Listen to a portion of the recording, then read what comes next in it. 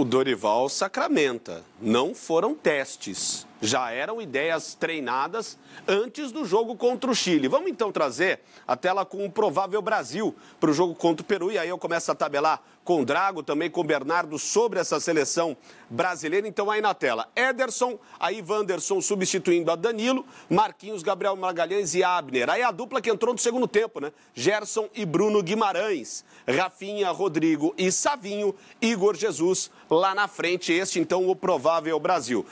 Bernardo, eu vou começar contigo, porque o Dorival, no início, ele é muito enfático. Não é um teste. Eu já coloquei essa equipe já para treinar durante o Chile, então eram ideias que ele estava aplicando e que ele vê que agora são necessárias para o jogo de hoje.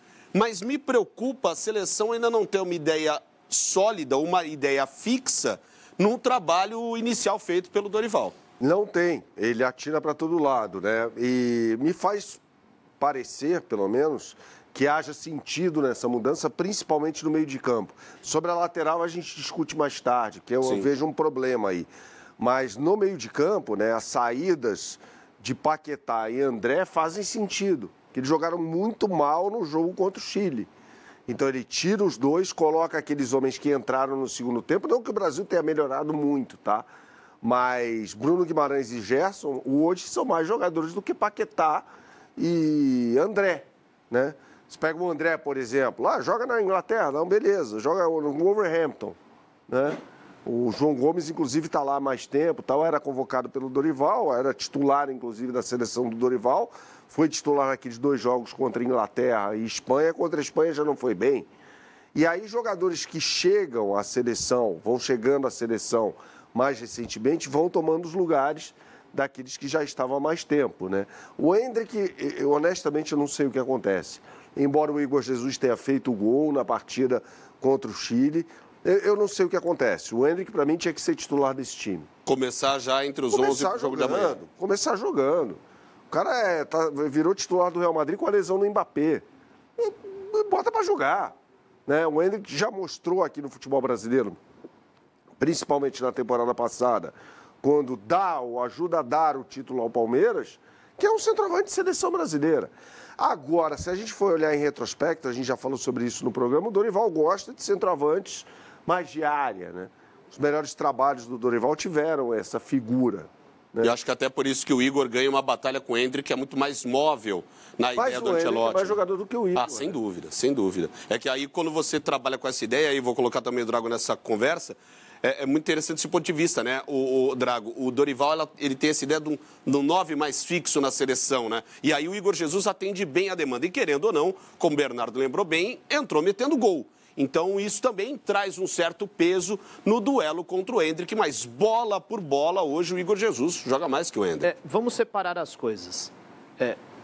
Se a gente for olhar para o que tem sido o Endrick na seleção brasileira, na trajetória do Dorival, quando o Endrick não está escalado entre os titulares, é uma incoerência.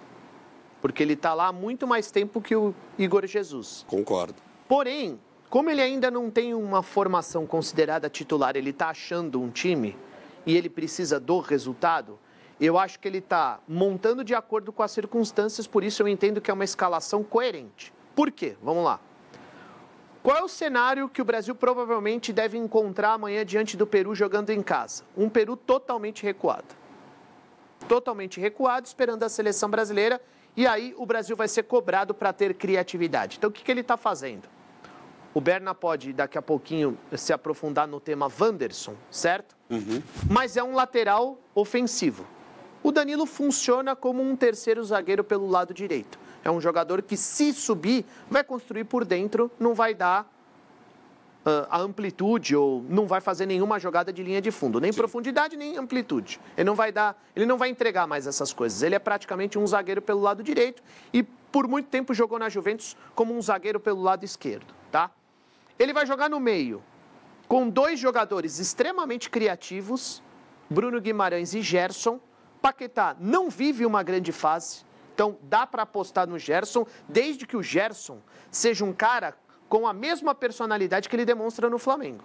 Parece que na seleção brasileira ele entra com o freio de mão puxado. É mais um dos jogadores que sucumbem a uma forma de jogar que faz com que esses atletas rendam menos na seleção brasileira. Pode ser. Mas é que eu espero do Gerson mais personalidade para fazer a seleção brasileira jogar, porque ele tem bola para isso, tá? Naquela terceira linha ali, o Rafinha pelo lado direito, o Rodrigo por dentro, o Savinho pela esquerda, eles podem até revezar durante o jogo. Como a seleção não está entrosada, é legal que eles guardem posição. Mas o Rodrigo já jogou pela direita e já jogou pela esquerda, o Savinho joga pela esquerda e joga pela direita, o Rafinha já jogou centralizado no Barcelona, já jogou pela direita e já jogou pela esquerda. E como o Brasil vai enfrentar uma retranca, essa bola pode passar na área o tempo inteiro e aí eu acho que a seleção precisa de um jogador de imposição, um centroavante mesmo que vá preencher a área. É diferente do Endrick. E aí o Igor já tem essa demanda física de um cara que fica mais presente. Embora o Igor Jesus tenha ido muito bem contra o Chile, era mais coerente o Endrick contra o Chile, imaginando que o Brasil jogasse um pouquinho mais em velocidade, e agora contra o Peru, um jogador que possa preencher mais a área. Então eu acho coerente a presença de um centroavante que não seja o Endrick. O Endrick é um jogador de bola nos pés. O Igor Jesus não, a bola vai passar o tempo inteiro dentro da área, ele tem condições de atrapalhar os zagueiros adversários. Então eu acho uma escalação coerente, tá? Coerente. Ah, o Danilo não pode estar mais na seleção brasileira. Pode, pela carência no setor e porque eu concordo com o Dorival. Eu acho que alguns jogadores precisam participar do processo de transição. Eu acho que é necessário. Em qualquer segmento de trabalho, você vai começar do zero, você vai conduzir um processo de transição, você precisa de 2, 3 caras que você tenha confiança. Sim. Porque eles vão te ajudar a fazer com que os outros possam entender mais rápido aquilo que você quer. Porque eles já trabalham ou já trabalharam com você mais tempo. Tem uma outra questão.